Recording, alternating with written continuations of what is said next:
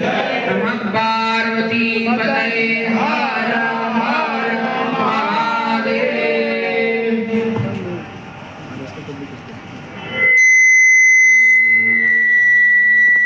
गौर में स्थित माता विश्व पिता में दिवम शर्म जगती में प्रतिष्ठा। पुराणों ने कहा गाव प्रतिष्ठा भूताना गाव स्वस्थेन महत्, और हमारे पूर्वजों ने भी यही कहा कि गाय हमारी माता है।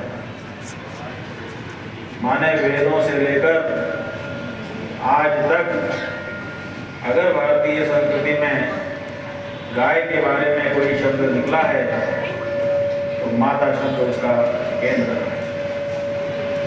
हम रहते हैं जगती में प्रतिष्ठा, तब तक हमको विशेष सुख प्रदान करता है। गाय लोक परलोक दोनों को सुधारने वाली है।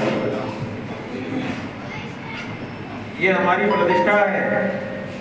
प्रतिष्ठा शब्द जो है उसके 3 अर्थ बताए गए हैं।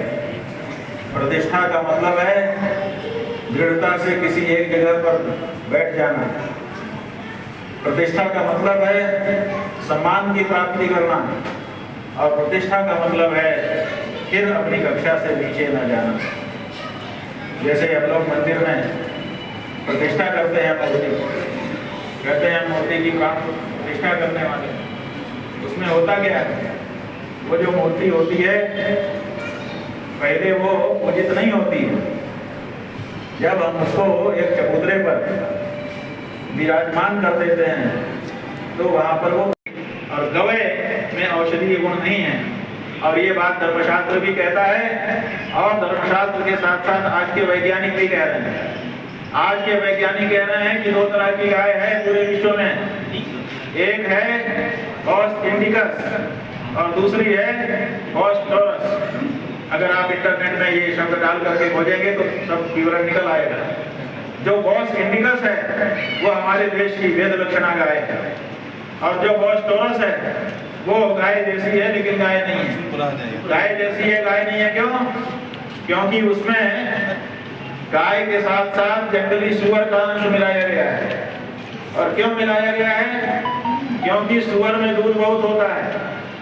आप सुअर को देखेंगे तो गले से लेकर के नाभि तक धन ही धन होते हैं उसके, और एक साथ उसके 7-8 बच्चे भी पैदा हो जाते हैं, और सब एक साथ भूखे होते हैं तो सब एक साथ दूध पीने के लिए चले जाते हैं।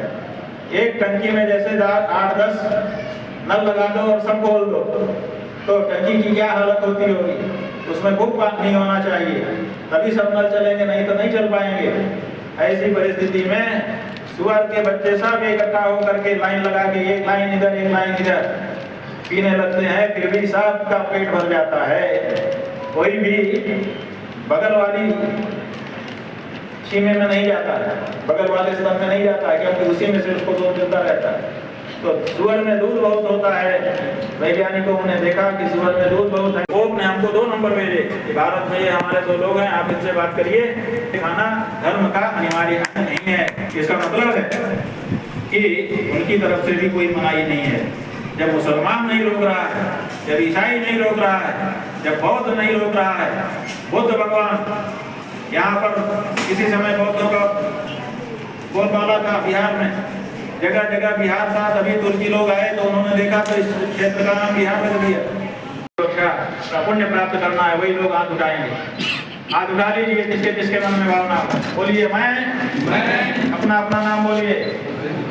आज शंकराचार्य कि आने वाले मतदान में मतदान अवश्य करूंगा, और उसी प्रत्याशी को अपना मतदान दूंगा जो गौ माता के लिए शपथ पूर्वक वचन देकर हमें गौ रक्षा करने का भरोसा जगाएगा।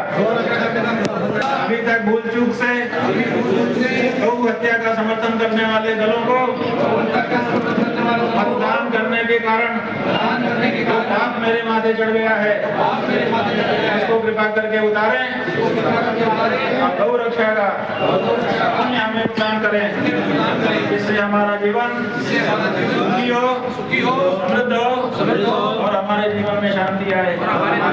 शांति है। हर हर महादेव। आप लोगों ने ये संकल्प लिया है, अब तो आप लोगों को जो पूछना हो शंकराचार्य, भारत में पूरे दुनिया में 100% जो गौ मांस निर्यात होता है उसमें 23.5% गौ मांस भारत से निर्यात होता है और लगभग 20 लाख टन भारत से निर्यात होता है। यहाँ तक कि 2014-15 की भाजपा की पूर्ण बहुमत सरकार में गौ मांस निर्यात में भारत नंबर 1 पे गया था। इस पर आप क्या कहना चाहेंगे? क्या हमारे चारों शंकराचार्य इस पर सरकार से बात करने को तैयार हैं? ऐसा है कि ये जो आंकड़े आप बता रहे हैं, ये आंकड़े कमोबेश कब से लेकर अब तक बने हुए हैं और इसीलिए ये निश्चय करने में सुविधा हुई है कि इनकी कथनी में और करनी में बड़ा अंतर है। ये जो कहते हैं करने में बिल्कुल उससे उल्टे हैं और इसीलिए इनसे बात करने की कोशिश की गई। सभी शंकराचार्य गौ हत्या बंदी चाहते हैं, सभी शंकराचार्य सनातन धर्म को मानने वाले हैं। सबने चाहा कि भाई ये सुने, लेकिन नहीं सुने जाने पर ही आखिर हमको जनता से संवाद करने के लिए मजबूरन आना पड़ा। महाराज, ये जब से प्रधानमंत्री मोदी जी प्रधानमंत्री बने हैं तो गौ हत्या कम हुई है या बढ़ी है? इस पे क्या बताते हैं? देखिए, ये कोई अनुमान का विषय नहीं है कि हम अनुमान लगा करके आपको बता दें।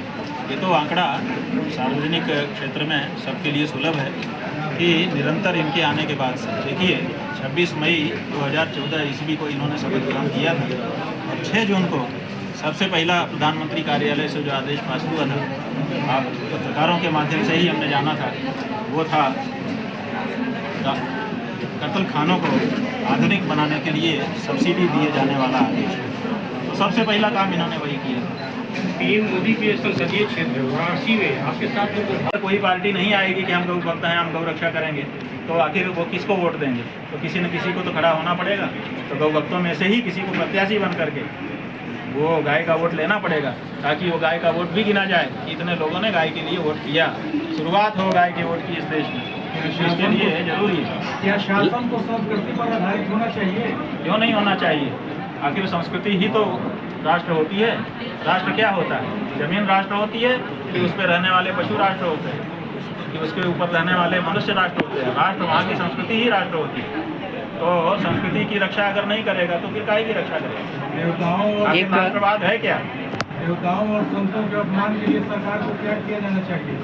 देवताओं संतों का अपमान करने के लिए उनको दंडित किया जाना चाहिए। जो ऐसा करे उसको ईश निंदा कानून सब जगह पूरे विश्व में बना हुआ है। आपके यहाँ अगर कोई ये करता है तो आप उसको दंडित करिए।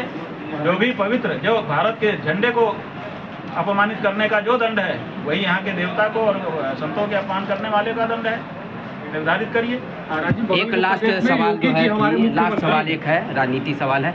बिहार में नीतीश कुमार कैसा काम कर रहे हैं, कैसे देखते हैं आप?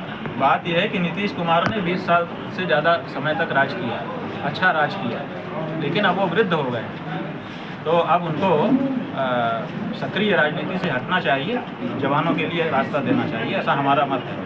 जो उन्होंने किया अच्छा ही किया है। विद्यालय चला रहे हैं इस क्षेत्र में, हमको लोगों ने बताया।